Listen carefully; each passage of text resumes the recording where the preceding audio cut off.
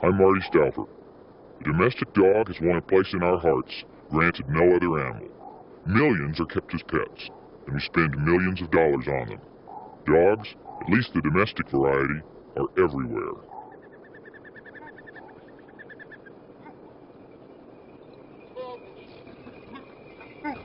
Surprisingly, man's best friend is closely related to the wild dogs, foxes, coyotes, and wolves. And in fact, the wolf species is the great-grandfather of all domestic dogs. But for many years, wild dogs have been feared and misunderstood. Today, at last, we are learning about their role in a balanced ecosystem.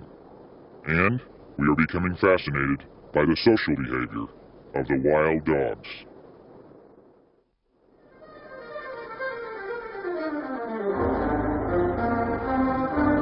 The study of wild dogs, or canids, has taken me to some of the most remote areas of the country. In these balanced natural ecosystems, the wild dogs still live and hunt as they have for ages, since long before the presence of man. The coyote prefers small animals like this muskrat.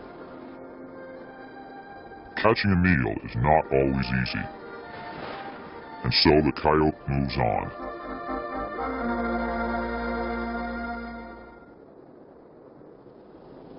It's most likely to take what is easiest to catch, like domestic sheep. They're much slower and less alert than wild prey.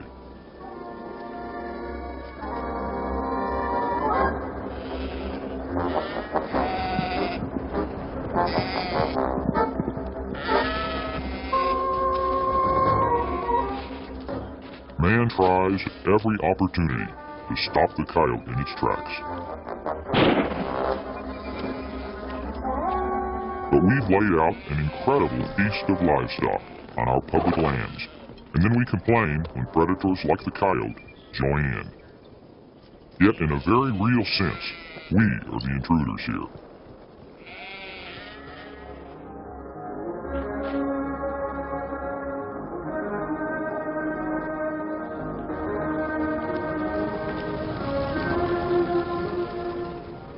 Given a choice, the controversial coyote will live primarily on rodents and other small animals.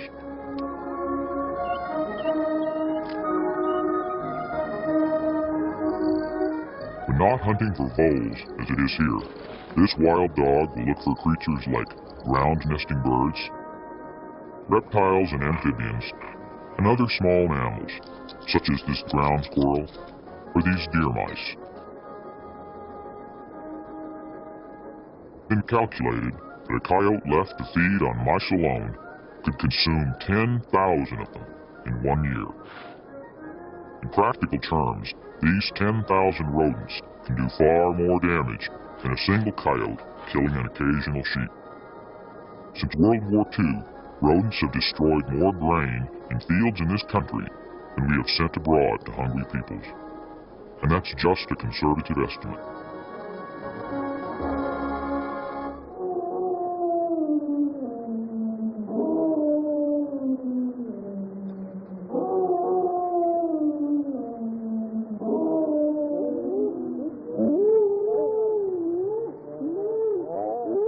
A close cousin of the coyote is the red wolf. It once roamed the southern areas of the country, but is now extinct in the wild. Before man knew anything about the benefits of this canid, he killed it off, mainly because of occasional raids on his livestock.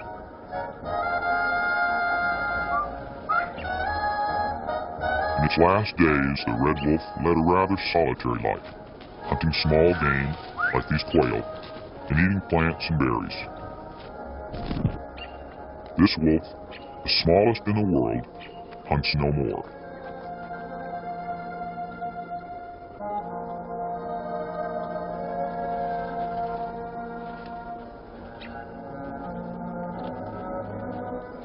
These films were taken in the recent past, when there were still a few red wolves left in Texas and Louisiana.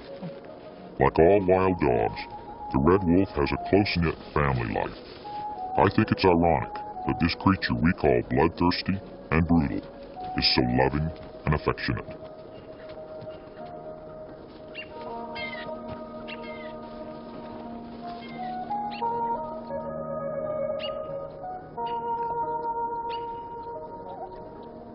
training of the intelligent, curious pups begins early in their lives, when their mother introduces them to prey by bringing it back to the den.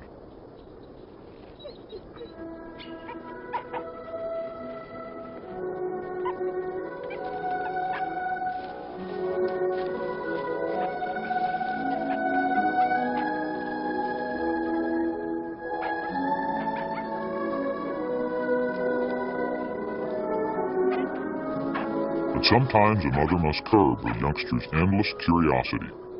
And although I may be giving this wolf human traits, it certainly seems as if she is teaching her wayward pup a lesson by carrying it back home in such an uncomfortable way.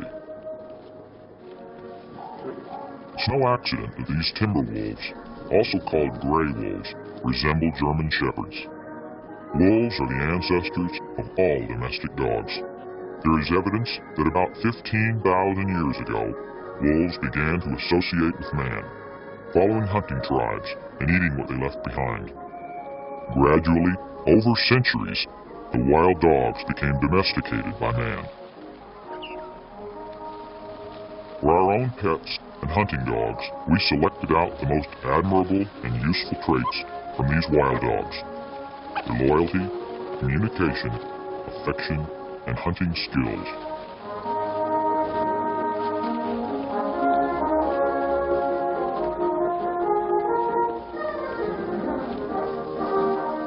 Largest of all the wild dogs, the timber wolf has the largest prey. But a single wolf cannot kill a single deer. If one and all are to eat, the wolves must work in a cooperative pack. It is from this method of group hunting that the wolves' highly structured social order evolved. Each individual has a place in the pack's hierarchy.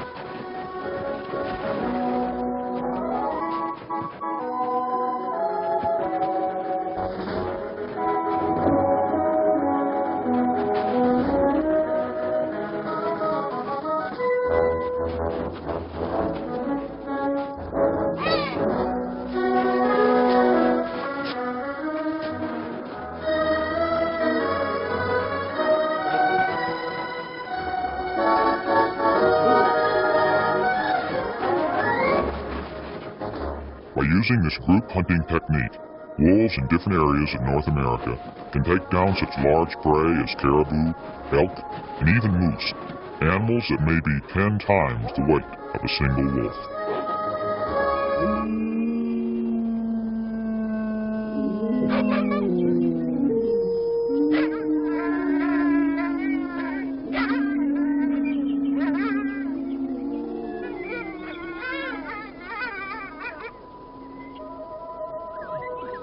Just as in any group, there are leaders and followers.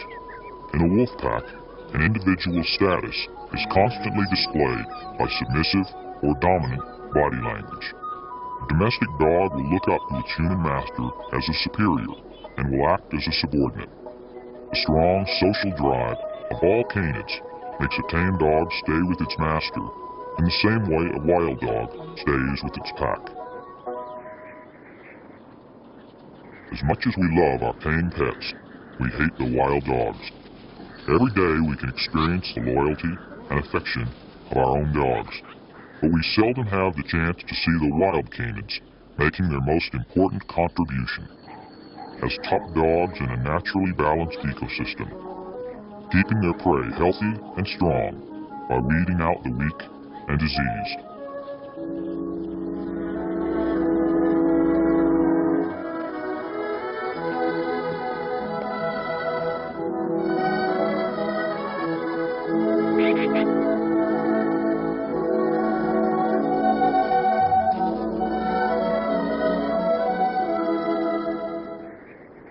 The small Arctic fox must face the most severe climate of any wild canid, and has a most unusual adaptation, turning white in winter and dark in summer. Its summer coat may be any shade from light gray to black. These solitary animals communicate over long distances by barking.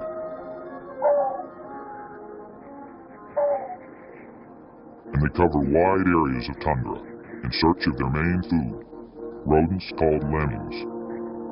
but their small size does not limit these resourceful foxes to small prey. During the barren winter, an Arctic fox will follow a polar bear for weeks on end. When the bear kills a seal, the fox too will feed.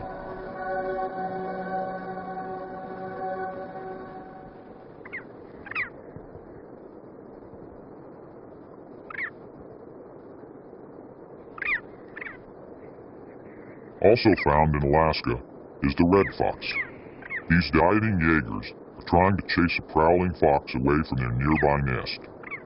The danger gone, the Jaeger can once again settle down to the task of incubating its eggs.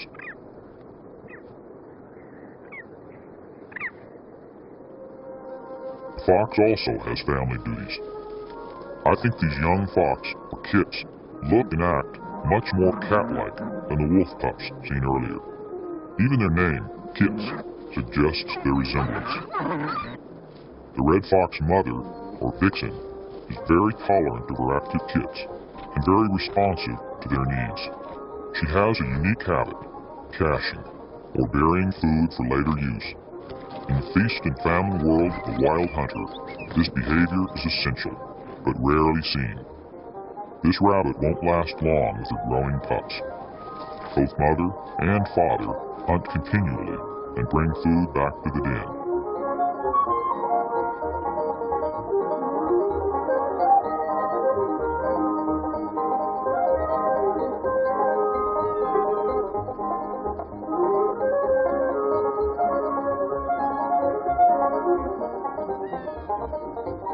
The name, of course, is red fox, but in the northern areas, they're not always red.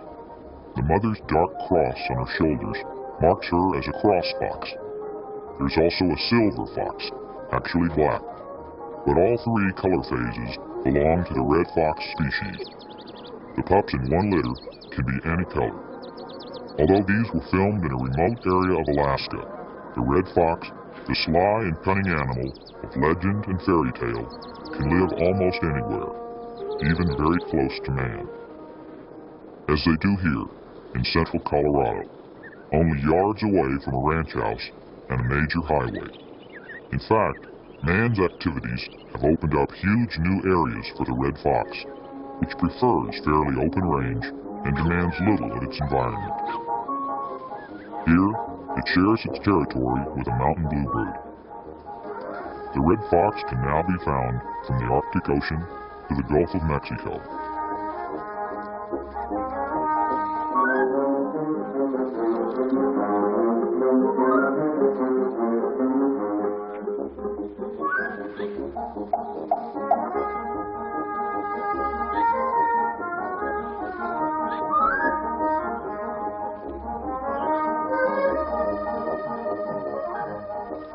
These kits were born in April. By June, when I discovered them, they were spending most of the day outside, playing for hours. Soon they will learn the art of hunting from their parents, and by fall, unless shot for stealing chickens or run over by a car, will go their own ways and take up new hunting grounds. The gray fox is another species that does not live up to its name. Its coat is often more reddish than gray. Mother drops food at the den, and she goes off to continue hunting. Her kits do some play hunting on their own. This endless play is vital training for all young canids. It teaches them to smell, taste, and feel of future prey. But the gray fox, like many of the wild dogs, is not only a predator. It is also a vegetarian and a scavenger, eating berries, fruit, and animals killed by other predators. The gray fox has a fascinating behavior. Using its long, curved claws, it can climb a tree to escape its enemies or to look for food.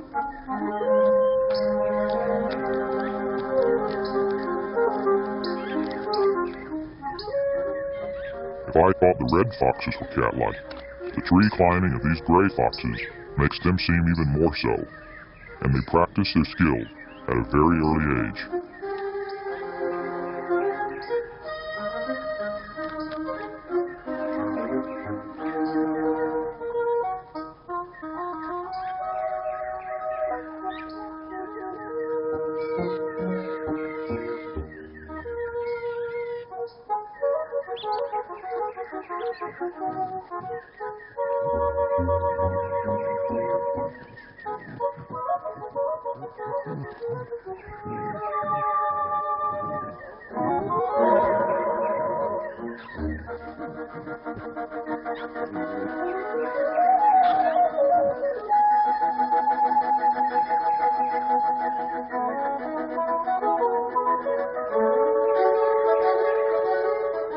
Both the gray and red fox are trapped for women's fur coats, but both seem to be holding their own in most areas.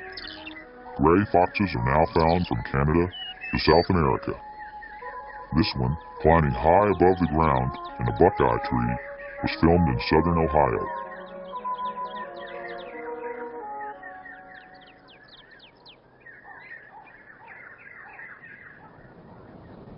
The prairies of our western states are home for the small, rare swift fox. Even a full-grown fox is amazingly tiny, about the same size as a house cat.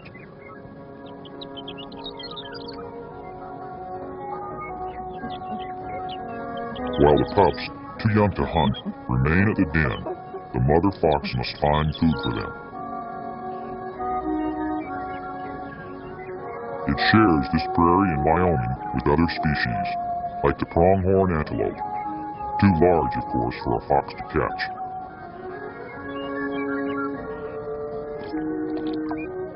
In this parched land, a water hole attracts many animals.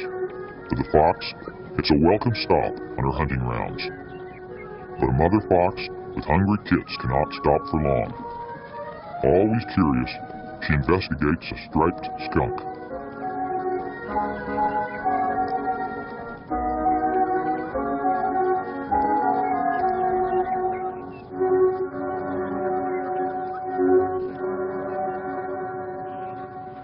But its size and smell are too much for this little canid.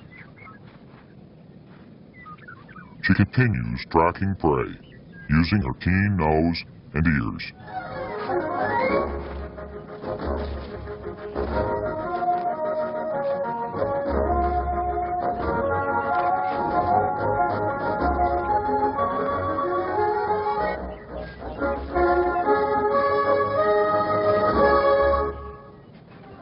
This white-tailed jackrabbit will make an abundant meal for her growing young.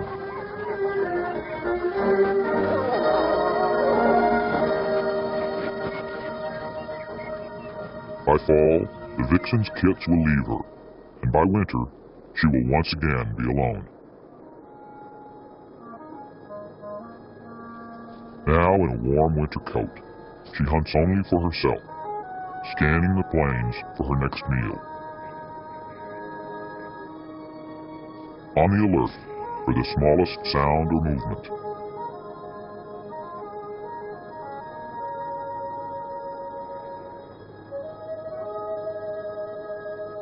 And traveling, always traveling.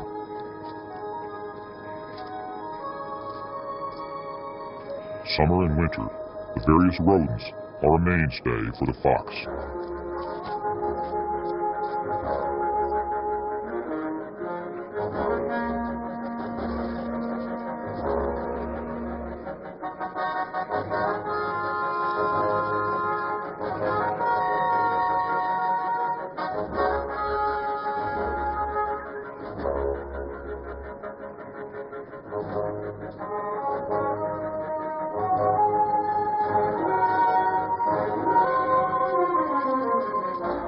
Like the red fox, the swift fox will bury its food for later.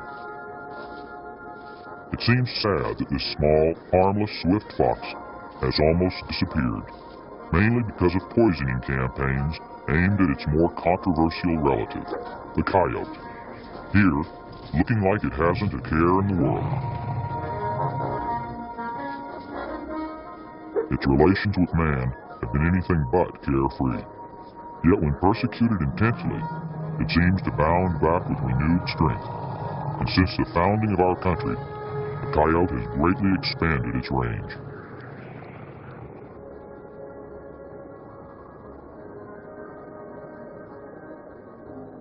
This coyote would love to make a meal of these sandhill cranes, engrossed in their mating ritual and seemingly unaware of the nearby predator.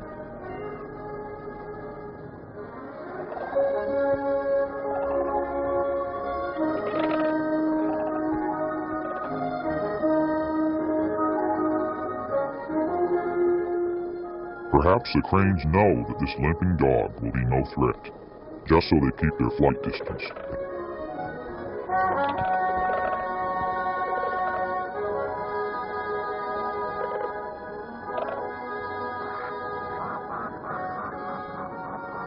Even in the midst of plenty, this coyote may go hungry, or it may go back to doing what it does best, that is, catching rodents. This remains the coyote's most important role, whether it lives in the country or the city. Like the rodents and birds it hunts, the coyote has a phenomenal birth rate. It can quadruple its numbers annually.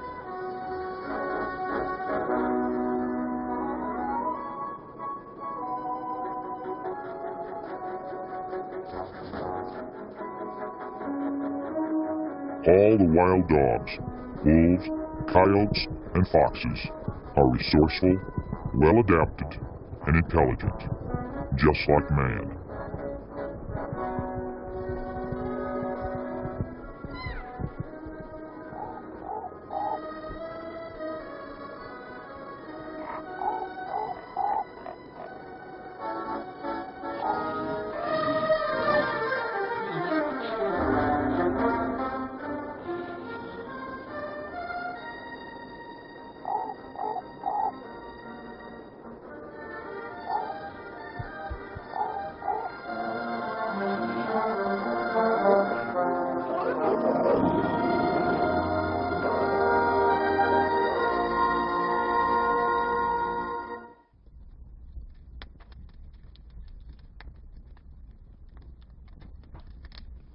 We are finally beginning to understand and appreciate the wild dogs, their complex social behavior, and their role as predator. But we must stop trapping and hunting them needlessly. We must allow them to live, to fulfill their natural role. Without these vital predators, we may never restore many of our ecosystems to their natural balance, and we may never fully realize the true value of the wild dogs. I'm Marty Stauffer. Until next time, enjoy our wild America.